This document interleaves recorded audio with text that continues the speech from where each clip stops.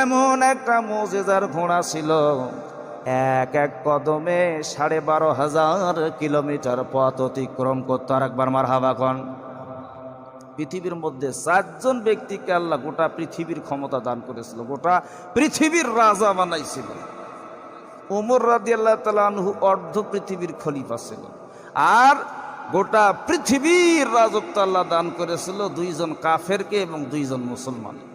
মুসলমান 2 জন হলো, একজন সুলাইমান আলাইহিস সালাম আর একজন হলো বাদশাহ জুলকারনাইন। আর কাফের 2 জনের মধ্যে একজন হলো বাদশাহ নমরুদ আর একজন হলো বাদশাহ বখতে নাসার। আমার ভাইরা, এই বাদশাহ জুলকারনাইন আল্লাহ পাক মুজিজা দান করেছিল, গোটা পৃথিবীর রাজা বানাইছিল। বাদশাহ জুলকারনাইনের জামানায় তুর্কি জাতি, তুর্কি সম্প্রদায় 2 পাহাড়ের মধ্যবর্তী, 2 পাহাড়ের মাঝখানে একটা সুড়ঙ্গ পথ, এই পথ দিয়ে ইয়াজুজ মাজুজ দলে দলে আগমন করত। আর এই তুর্কি সম্প্রদায়ের উপর নির্যাতন চালাতো, জুলুম চালাতো।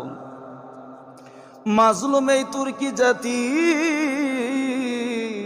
ইয়াজুজ মাজুজের দল তাদেরকে হত্যা করত, ক্ষেত খামারগুলি নষ্ট করত, তাদের ক্ষয়ক্ষতি করত। বর্তমান জামানায় ফিলিস্তিনের জমিনে তাকান, ফিলিস্তিনের মুসলমানরা বড় মাজলুম, বড় মাজলুম। আশেপাশে কেউ নাই, খাবার নাই, পেটে ক্ষুধা নিয়া আমার বন্ধুগণ ছোট্ট ছোট্ট বাচ্চাগুলি খিতার যন্ত্রণায় হাহাকার করতেছে। আর বেঈমান ইহুদি কাফেরের দল পাইকারি দরে তাদেরকে হত্যা করতেছে। কথা কোন ঠিক না বেঠিক? এই জন্য যতটুক সম্ভব, হাদিসের মধ্যে আছে, হাত দিয়ে যদি প্রতিহত না করতে পারো অন্যায়, মুখ দিয়ে করো। মুখ দিয়েও যদি সম্ভব না হয়, অন্তরে অন্তরে ঘৃণা করো। আমরা এই ইহুদির বাচ্চাদের প্রতি ঘৃণা করতে আরম্ভ করি। এই ইহুদিদেরকে যেন আল্লাহ রাব্বুল আলামিন দুনিয়ার জমিন থেকে নিস্তেনাবুদ করে দেয়। আর ফিলিস্তিনের মুসলমানদেরকে যেন আল্লাহ রাব্বুল আলামিন গায়বী মদদ পাঠায়, হেফাজত করে। সকলে বলেন আমিন। দোয়া করতে চাই কি চাই না আমরা? আল্লাহ পাক কবুল করুন।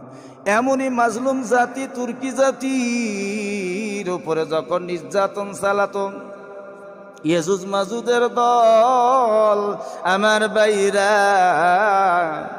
তুর্কি জাতি ভালা করে জানতো যে বাদশাহ জুলকারনাইনের ক্ষমতা আছে, আল্লাহ মুজিজা দিয়েছি।